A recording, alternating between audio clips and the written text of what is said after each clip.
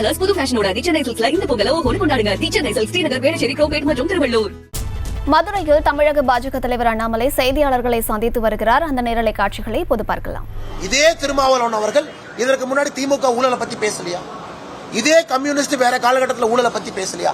ஆனா இன்னைக்கு ஒரு ஊழல்வாதியின் மீது நடவடிக்கை எடுத்தா நீதிபதி சரியில்லைங்கிறாங்க. இது என்ன கூட்டணி? இந்த கூட்டணியோட எப்படி நீங்க பிஜேபியை கம்பேர் பண்ணுவீங்க? அதை நான் கூட்டணியாவே பார்க்கல. அவங்க எல்லாம் ஒன்னா சேர்ந்து திமுகவுக்கு ஜால்ரா அடிக்கிறாங்கன்னு தான் நான் பார்க்கிறேன்.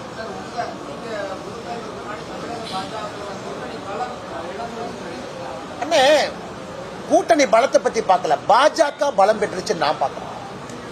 நான் அப்படியே கூட்டணியில பாஜக இருந்துச்சுன்னு முக்கியம் கிடையாது. நான் முதல்ல இருந்து தெளிவா சொல்றேன், பாஜக பலமா இருக்கு, அதுக்கு தான் நான் இங்க இருக்கேன். கூட்டணியை பலப்படுத்துறதுக்கு நான் இங்க இல்லை. அதெல்லாம் ரொம்ப தெளிவா இருக்கு. 2024 கூட்டணியும் மோடி அவர்களை ஆதரிச்சு யார் வர்றாங்களோ எல்லாம் வர்றாங்க. அண்ணாமலை கூட்டணி நான் எந்த கூட்டணி தலைவரை போய் நான் பார்த்திருக்கேன்? நான் எந்த பெரிய கூட்டணி தலைவர் வீட்டுக்கு போய் சால் போட்டிருக்கேன், பொக்கே கொடுத்திருக்கேன்? நான் பண்ணி பார்த்திருக்கீங்களா?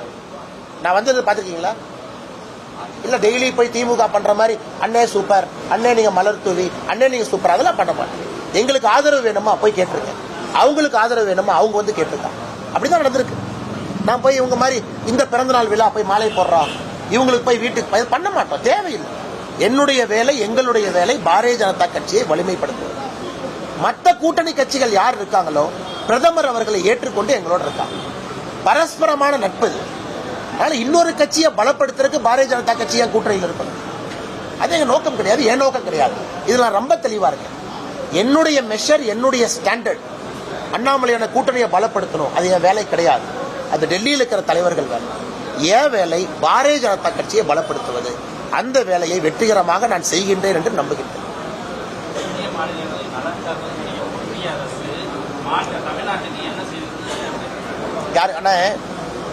10,76,000 கோடி ரூபாய்க்கு நம்ம கணக்கு கொடுத்துருக்கோம்.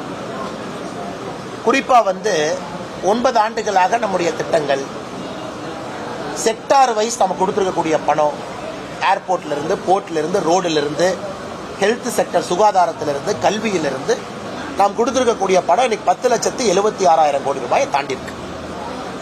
இன்னைக்கு நிதி அமைச்சர் அவர்கள் சென்னையில் 2 நாட்களுக்கு முன்பு ஒரு பட்டியல் கொடுத்தாங்க.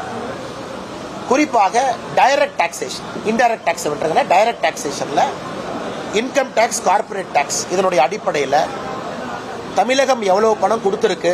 நாம் 6,23,000 கோடி. எவ்வளவு பணம் திரும்பி வந்திருக்கு? 6,90,000 கோடிக்கு மேல. அப்புறம் ஜிஎஸ்டியை பொறுத்தவரை உங்களுக்கு தெரியும், 50% மாநில அரசு, மத்திய அரசினுடைய 50%, 42% அந்த 50, அப்ப 21 ரூபா, 100 ரூபாய்க்கு மறுபடியும் மாநில அரசுக்கு வருது. அப்ப 71 ரூபா ஜிஎஸ்டியில மறுபடியும் மாநில அரசுக்கு வருது. 29 ரூபா மத்திய அரசு கையில நலத்திட்ட பணிகளுக்கு இருக்கு. அதற்கு என்ன செய்திருக்கின்றோம் நம்ம பேசுறோம். இன்னைக்கு திமுக காரன் சொல்லட்டும், கொங்கு பகுதி கொடுத்த டாக்ஸுக்கு கொங்கு பகுதிக்கு என்ன பண்ணிருக்காங்க? மதுரை பகுதி கொடுத்த டாக்ஸுக்கு மதுரை பகுதிக்கு என்ன பண்ணிருக்காங்க? அந்த டாக்ஸ் கொடுக்கிறோமல்ல, நாம கணக்கு கொடுக்கிறோமல்ல. கொங்கு பகுதி தமிழ்நாட்டில் 60% டாக்ஸ் கொடுக்கணும். அந்த கொங்கு பகுதி கணக்கு கொடுக்கணுமல்ல. மதுரை பகுதி நீங்க டாக்ஸ் நிறைய கொடுக்குறீங்க, மதுரைக்கு என்ன பண்ணிருக்காங்க? இந்த எப்படி நாம தமிழகம்னு பேசுறோமோ, முதலமைச்சர் அவர்கள் Kongu, Cholamandalam, south Tamil Nadu, central, delta பேசணுமல்ல, கடலோர பகுதி பேசணுமல்ல. சென்னை, காஞ்சிபுரம், செங்கல்பட்டு, கோயம்புத்தூர் 4 மாவட்டங்கள் தமிழகத்துல 32 விழுக்காடு உற்பத்தி திறன் கொடுக்கறாங்க. அந்த மாவட்டத்துக்கு என்ன பண்ணிருக்கீங்க? செய்திகளை உடனுக்குடனும் துல்லியமாகவும் தெரிந்து கொள்ள சப்ஸ்கிரைப் பண்ணுங்க.